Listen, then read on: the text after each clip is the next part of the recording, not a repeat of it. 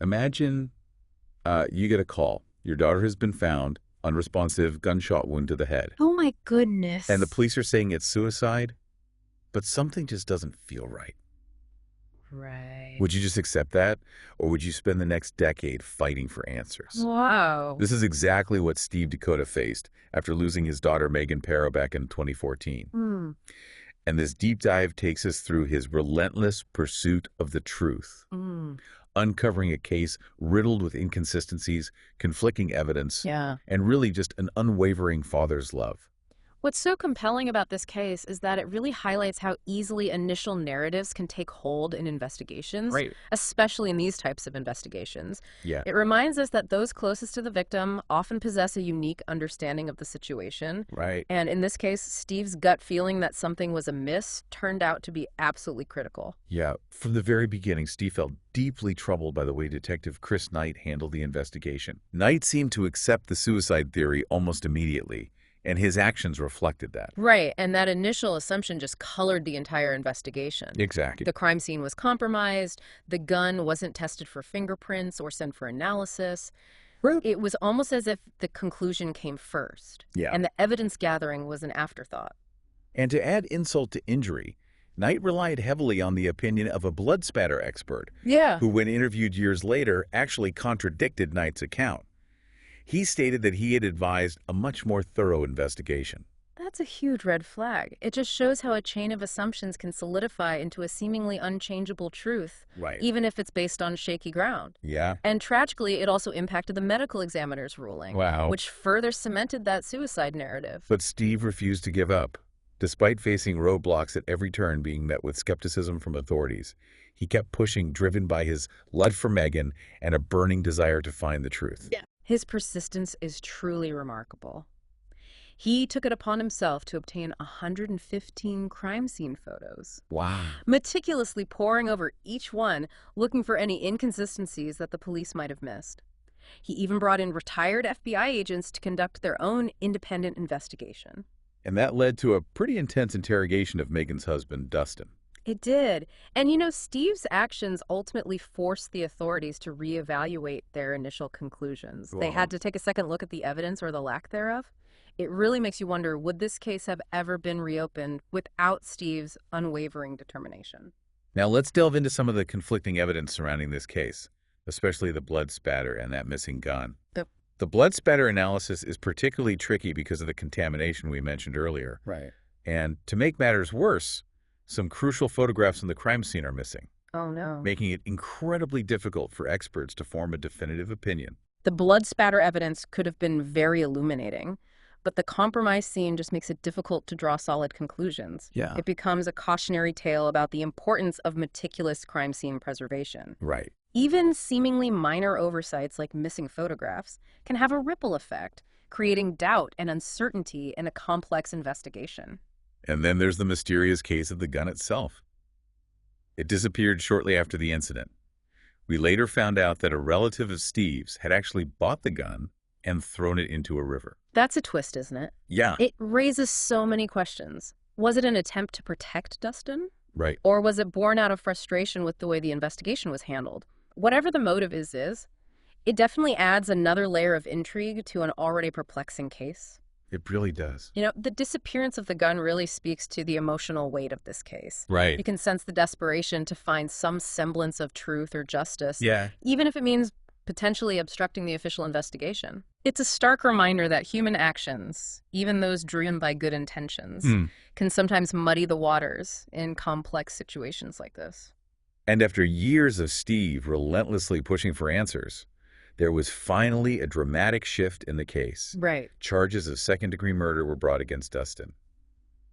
It seemed like Steve's unwavering pursuit of justice was finally paying off. Yeah. It was a huge victory for Steve. Yeah. He'd faced so much resistance, so much skepticism. To see Dustin formally charged must have felt like vindication for all those years of fighting. But the story doesn't end there. Just days before the trial was set to begin, Dustin accepted a plea deal, Really? pleading no contest to negligent homicide. Now, for those of us who aren't legal experts, could you break down what that plea means exactly? Of course. So when someone pleads no contest, Right. They're not admitting guilt, but they are accepting the conviction. Essentially, they're acknowledging that the prosecution likely has enough evidence to secure a guilty verdict. And in this case, the charge of negligent homicide implies that while Dustin didn't intentionally kill Megan, his actions were reckless and directly resulted in her death. So he admitted to playing a role in Megan's death. Right. But the sentence he received as part of the plea deal was surprisingly light. It was. And that's where things get complicated. Yeah. On one hand, Steve finally got some closure. He was awarded custody of his grandsons, and he got to hear Dustin admit responsibility for Megan's death. Right. But on the other hand, the plea deal doesn't fully address all the lingering questions surrounding the case. It's a bittersweet victory. Justice was served in a legal sense, but the full truth may never be known. And what about Dustin? Right. He's remained silent ever since accepting that plea deal. Mm-mm. Why do you think that is? That silence is a fascinating aspect of this case. It could be a way for him to protect himself from further scrutiny, or perhaps even to shield his sons from additional pain. Yeah. Or maybe his silence stems from something deeper. Yeah. A complex mix of guilt and remorse that he finds difficult to articulate publicly. Yeah. Whatever the reason, his silence adds another layer of ambiguity to this already tangled tragedy. This entire story is just heartbreaking. A young life cut short. A family torn apart and two young boys left to grapple with the devastating reality of their mother's death. Right. And the truth about their father's involvement.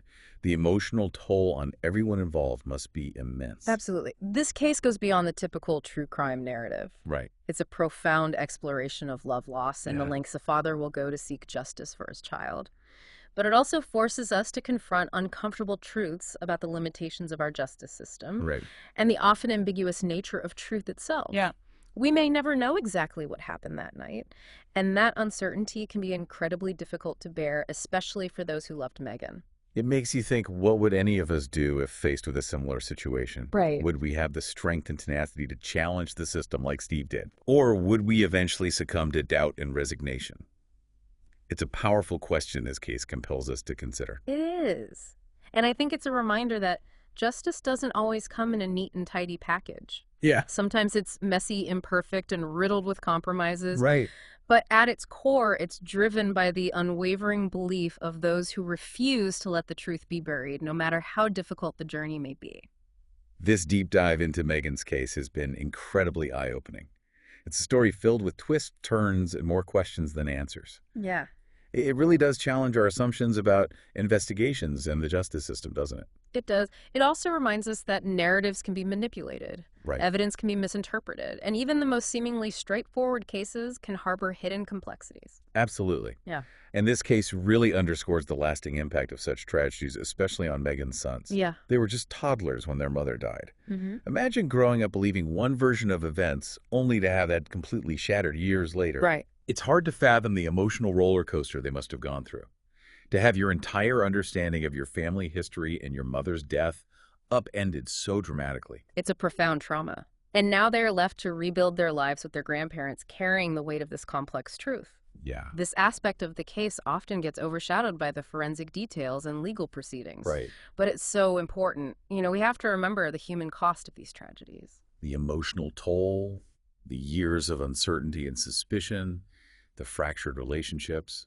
It all adds up. It does. And it reminds us that justice, while absolutely necessary, doesn't always equate to healing. The scars of this tragedy will likely remain long after the legal battles have ended. This deep dive into Megan's case has been truly eye-opening. It's a story filled with twists, turns, and more questions than answers. It certainly makes you think. It challenges us to examine our own assumptions, Right. question the narratives presented to us, and to recognize the power of individual advocacy, like we saw with Steve's relentless pursuit of justice for his daughter. So as we wrap up this deep dive, what does this all mean for you, our listener? Yeah. We've explored the conflicting evidence, the relentless pursuit of justice, the emotional turmoil. But ultimately, the question remains, how do you interpret this case? Right. We encourage you to reflect on the information we've discussed today. Consider the various perspectives and draw your own conclusions. What resonates with you? What aspects of the case leave you questioning? There are no easy answers here, but engaging in critical thinking, wrestling with these complex issues is so essential, especially in a world saturated with information and conflicting narratives. We hope this deep dive has sparked your curiosity, encouraging you to look beyond the surface and delve deeper into the intricacies of truth-seeking. And remember, there's always more to uncover, more perspectives to consider, more questions to ask. Stay curious, keep exploring, and join us next time for another deep dive into a compelling real-life story.